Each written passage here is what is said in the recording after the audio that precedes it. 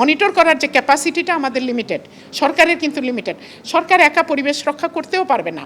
সরকারের সাথে আমার ইন্ডাস্ট্রি কমিউনিটি, আমার এই এসএমই কমিউনিটি, আমার গ্রামের যে বাড়ির ছোট একটা বাচ্চা আছে তাকে সবাইকে কিন্তু আসতে হবে। সবাই যদি একসাথে আমরা কাজ না করি তাহলে কিন্তু হবে না। গ্লোবাল কম্প্যাক্ট নেটওয়ার্ক বাংলাদেশ, এটা হচ্ছে ইউএন গ্লোবাল কম্প্যাক্ট, অর্থাৎ সাস্টেইনেবল বিজনেস যে আছে আমাদের দেশের সাস্টেইনেবল বিজনেস কিভাবে গ্রো করা যায় সেটার বিষয়ে যে ওয়ার্কশপ বা এসএমই টুলকিট এর লঞ্চিং প্রোগ্রামে আসলে আমরা জয়েন করেছি। এখানে পরিবেশ মন্ত্রণালয়ের অতিরিক্ত সচিব পরিবেশ হিসাবে আমার বক্তব্য হলো স্মল অ্যান্ড মিডিয়াম যে এসএমই বা ইন্ডাস্ট্রি যেগুলো আছে এগুলো বিশেষ করে একটা দেশের ডেভেলপমেন্টে আমাদের দেশের জন্য অন্যতম গুরুত্বপূর্ণ অংশ।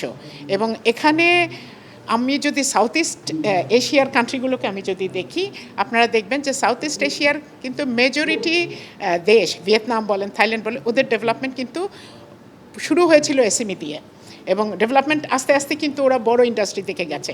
কটেজ থেকে স্মল থেকে মিডিয়াম থেকে আপনার লার্জ ইন্ডাস্ট্রিতে গেছে। এই ডেভেলপমেন্টটাতে এসএমইর এই সেক্টরে, আমি পরিবেশের সেক্টরে বলবো যে আমাদের যে পরিবেশ সংরক্ষণ বিধিমালা আছে সেই বিধিমালায় আমরা কিন্তু এসএমইগুলোকে গ্রিন অথবা ইয়েলো ক্যাটাগরিতে রাখা, আমি কিন্তু অরেঞ্জ বা রেডে আমরা রাখিনি, যেহেতু আমার এটা পরিবেশ বান্ধব করতে হলে আমাকে ইয়েলো ক্যাটাগরি। এবং আমরা জানি এসএমই কিন্তু পরিবেশের সেই রকম দূষণ কিন্তু করে না, এ কারণেই ইয়েলো ক্যাটাগরি। তবে আমাদের বক্তব্য হলো যে এসএমই যখন করবেন, কেউ যখন এসএমইর মানে স্মল বা মিডিয়াম ক্যাটাগরির ইন্ডাস্ট্রিতে আপনারা কাজ করবেন, প্ল্যানিংটা যখন করবেন, প্ল্যানিংটা অবশ্যই যেন এনভায়রনমেন্ট ফ্রেন্ডলি প্রোডাক্ট করা বা আমার লেস এনার্জি এফিশিয়েন্ট, মানে লেস ওয়াটার ইউজ এবং লেস এনার্জি ইউজ এবং লেস ওয়েস্ট জেনারেশন, আপনার বর্জ্য ব্যবস্থাপনা যেন একদম এনভায়রনমেন্ট ফ্রেন্ডলিতে হয়। আমার যে বর্জ্য হবে, যে কোনো একটা এসএমইতে আমি একটা ছোট কিছু করলাম, যেমন আপনার আমি একটা উদাহরণ দেই, ছোট ওভেন ব্যাগ, হ্যাঁ, আমার প্লাস্টিক ব্যাগ নিষেধ, কিন্তু আমার ওভেন ব্যাগ কিন্তু মার্কেটে এসছে। এখন ওভেন ব্যাগও কিন্তু আমার পরিবেশের জন্য ঠিক না। এখন আমি যখন ওভেন ব্যাগের ব্যবসা করতে যাব, আমার প্রথমেই চিন্তা করতে হবে এটা আমার এনভায়রনমেন্টালি সাস্টেনেবল হবে কি না। আচ্ছা, এটা বাদ দিয়ে তাহলে আমি অন্য কিছু প্রোডাক্টে যাই। এই যে প্ল্যানিংটা শুরুতে এনভায়রনমেন্টালি সাস্টেনেবল ওয়েতে যে প্ল্যানিংটা, এই প্ল্যানিংটা করা অত্যন্ত জরুরি। আর এখানে যে টুলকিট যেটা প্রণয়ন করা হচ্ছে, সেই টুলকিটটা মূলত ভেরি মাচ আমার যে এসএমইর যারা আছেন তাদের জন্য অত্যন্ত দরকার। কারণ হচ্ছে তাদের নলেজ, তাদের জানা যে বিজনেসটা কিভাবে করতে হবে, এই বিজনেস করতে গেলে কিভাবে সাস্টেইনেবল বিজনেস করতে হবে।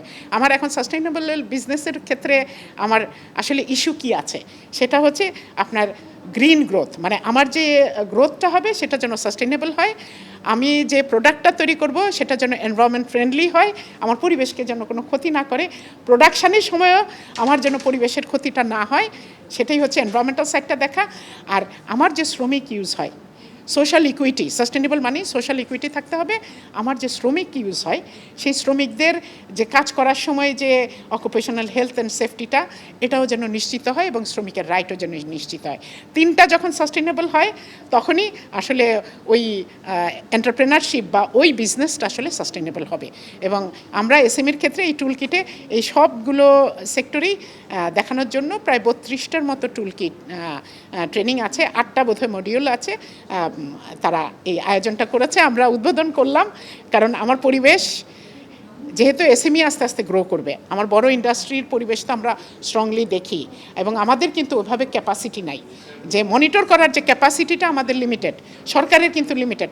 সরকার একা পরিবেশ রক্ষা করতেও পারবে না। সরকারের সাথে আমার ইন্ডাস্ট্রি কমিউনিটি, আমার এই এসএমই কমিউনিটি, আমার গ্রামের যে বাড়ির ছোট একটা বাচ্চা আছে তাকে সবাইকে কিন্তু আসতে হবে। সবাই যদি একসাথে আমরা কাজ না করি তাহলে কিন্তু হবে না। এই যে আমি 25 কোটি গাছের টার্গেট আমার মন্ত্রণালয় লিড করছে, এই 25 কোটি গাছের ক্ষেত্রেও আমি যদি বাড়িতে বাড়িতে একটা বাচ্চা যদি একটা চারা নিয়ে একটা গাছ করে, কারণ আমার জনসংখ্যা তো অনেক কিন্তু আমার জায়গা তো কম, আমাকে গাছ তো সেই 25 কোটি কিন্তু আমার এই জায়গার মধ্যেই লাগাতে হবে। প্ল্যান্ড ওয়েতে কোথায় কি গাছ দরকার সেভাবে কিন্তু আমরা যদি নিয়ে আসি, ওইটাও সাস্টেনেবল ওয়ে, আমার গাছগুলো বাঁচবে। তো এখানেও আমি আজকে আলোক করছিলাম যে আমি যে যারা নার্সারির নিয়ে কাজ করে, এই নার্সারি বিজনেসকেও আমি নিয়ে আসি, this is a sustainable business. তাকে নিয়ে আসি, আমার এদিকেও টার্গেট ফুলফিল হবে, এদিকে আমার এনভায়রনমেন্টাল সাস্টেনেবিলিটিও বাড়বে। অনেক ধন্যবাদ।